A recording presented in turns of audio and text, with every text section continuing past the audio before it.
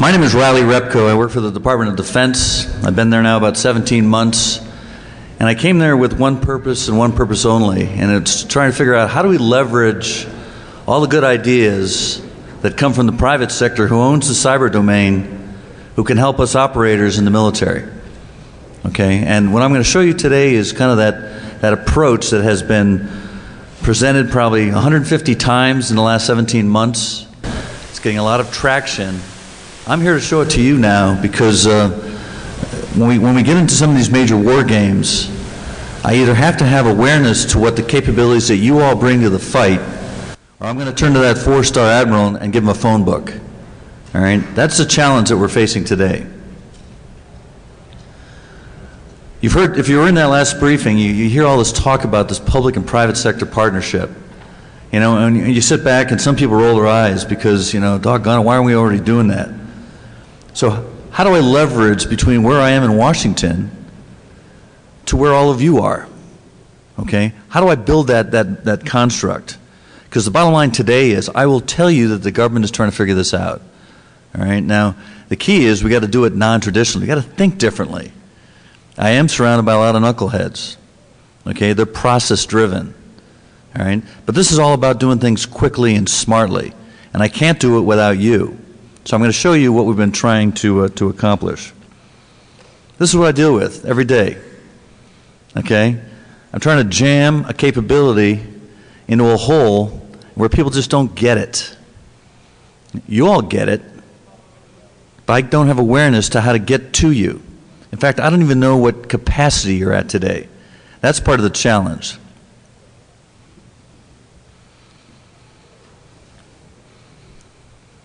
There was a gentleman that made a comment last time in the last meeting that said, you know, are you only talking to companies? Well, there are people within the U.S. government today that focus on the defense industrial base, okay, that handful of large companies, General Dynamics, Lockheed, Northrop, and all due respect to them, but the preponderance of intellectual capital resides with some of these folks here in this area. And this is my first black hat, my first DEFCON, and I think my first black shirt.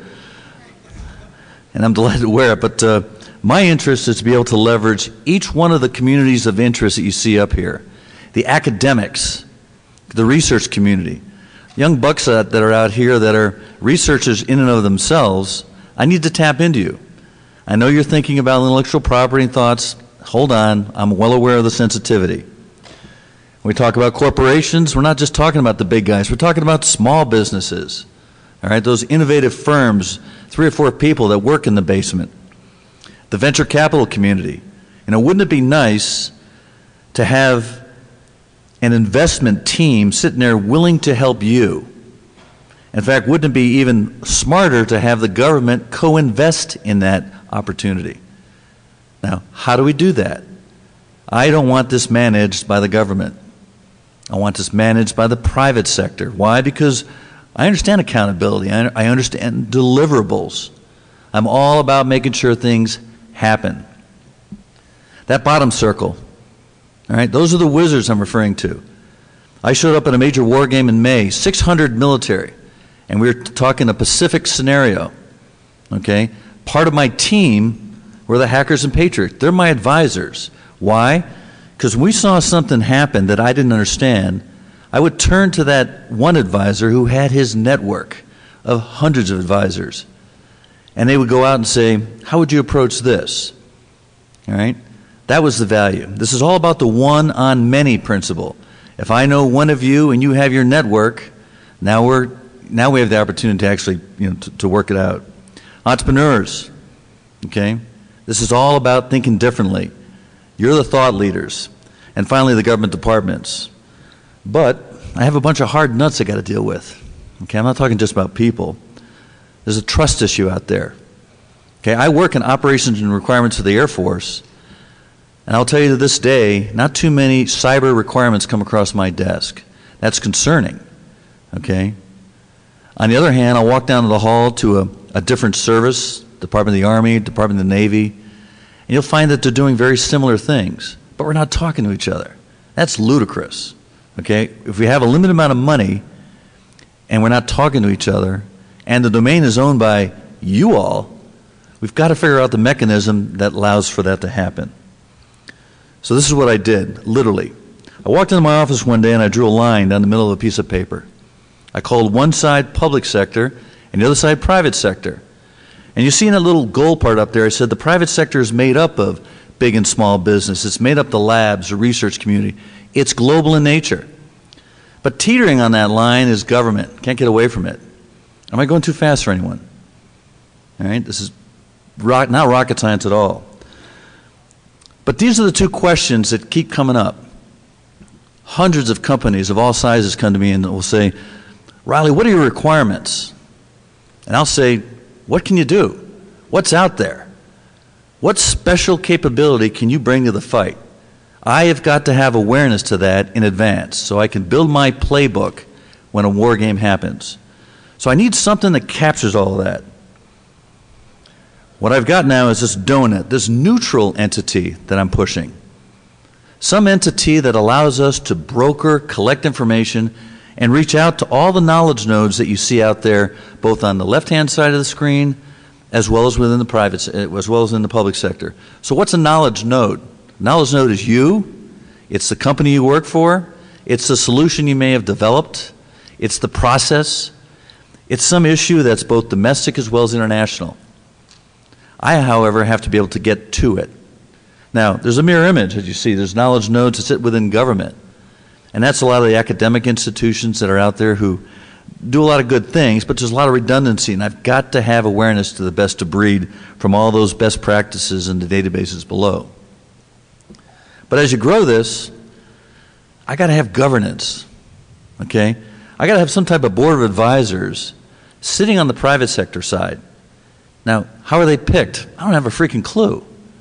But I can tell you, having sit and run on publicly traded boards, that how difficult is it to identify a mix of talent from a big business to a small business to a hacker to an advisor to an academic and have them be incentivized to be part of the team for 13 or 18 months, rotate, bring in new talent, and then talk to the folks on the public sector side, individuals like myself who have my own network, okay? This is where the seeding and feeding of challenges ought to take place.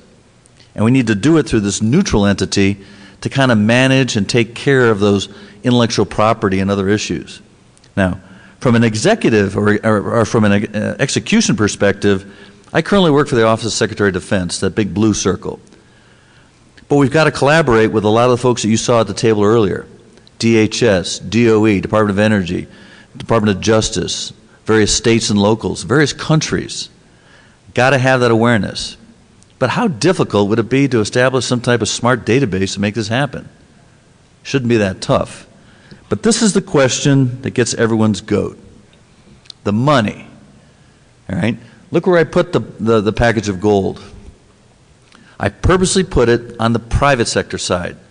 Because what we have to figure out is, how do I award you? How do I reward you? How do I incentivize you to get involved? In fact, how difficult would it be to get venture capital to put money into that pot for specific challenges? Have it be matched by various agencies that you see up on the wall. Now, I know how to track you. I can be darn sure that if I do give you money and you start to produce and do well over the next 2 or 3 years, that as a venture capitalist, I'm going to get my money back. But this is an opportunity for the government to get its money back to put into various programs like training and incentivizing issues that you heard earlier. Okay? But we need creative minds to figure out what should go into this package. Right now, the government is very interested in seeing a framework that works, but we've got to figure out what are the elements that need to be part of this. I can tell you right now, there are people in the federal government that are trying to boil the ocean. What we need to do is break up the framework into its various elements, bring in the experts, and pursue each one of the areas that are being mentioned here. So, I'm going to show you what took place in a major war game back in May, and there's one that's going to take place here in October, which all of you can be involved with. That little star up there represented that particular war game. And it was taking place in an epic year, 12 years from now. We had 600 participants, all the major services, we had countries involved, etc. But what I was trying to prove is what's the art of the possible today? All right, so as the game goes through its various phases that you see, from phase 0, phase 1, in a war game, these typical war games are 5 days long. Okay? At the beginning, everything is green, no problem. And then malware and things start to happen, both to the network, you've got cords being cut, you got a lot of issues taking place. While this is going on, these various teams, the red team is trying to make the blue team's life miserable. You've got white players, you've got industry cells, etc. Okay? But they'd show up at these war games with 6 companies. It's like having 6 companies stored into a safe and saying, hey, I've got Symantec in my back pocket, we're all ready. But I'll tell you, the challenges that come in this war game are ones that you deal with and we're not familiar with. So what I did was I jumped over that wall. I had a workshop and I invited 1,000 people to participate. What I had to do, however, was to make you familiar with what we do in the military, give you an idea of what a mission is all about. And then you started to gel. Now, the issues that we brought to the war game were real. For example, if I was to impact the GPS clock, okay, think of the impact it would have on everything from phones to unmanned vehicles. And again, from an operator's perspective, these are challenging issues. Well, when I start approaching that question to 1,000 innovative and creative folks, you saw some incredible responses come back in. Okay? This is what I refer to as the art of the possible. So even though the game was going through 5 days, which represented 12 years from now, I proved to the DoD that there are capabilities out there that can solve the problem today, tomorrow, or in 3 months. And the responses came in and said, I'm a small company, but I can do it if I could find this type of partner. I need a couple $1,000,000 and I'll do it in 3 weeks. 3 weeks, not 12 years, all right? What that does for us is I will incentivize you and raise your awareness to our government leadership saying there's capability out there today. And so as you look at the flow here of us reaching out to all those knowledge nodes, not just small business, but labs and international and academia, we got all kinds of inputs. Now, there's a really important point here. This war game was classified. All right? So part of my team was to sit there and take each one of the injects, those challenges that took place each day of that week during that war game, and sanitize it. Write it in a manner so that I can send it out to all of you.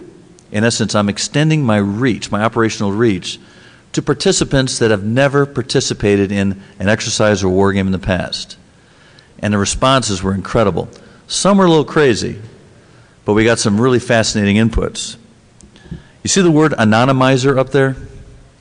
Okay, that allowed us, as we were sending the questions out to the free world, to protect, in essence, what our vulnerabilities are. But we couldn't say the question, make the question so generic that you didn't understand what we were talking about. So we knew that if you knew how to respond to the question, in most cases, we knew that you know what you're talking about. All right? And when we got an input that looked interesting, we then contacted you. All right? Now, when you started bringing your responses back in, we used the anonymizer to protect your input because your ideas, your creative ideas, were ones that needed to be protected. So that was our approach to intellectual property.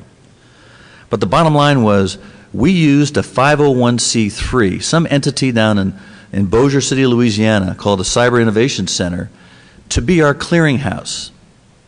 So we took a classified inject, sanitized it, went to a .com node, transmitted it to the .com node at this neutral clearinghouse, and they sent the requests out to the world. Within 2 minutes, we started getting some responses. Within 5 days, we had 128 inputs that came in, and they still kept coming.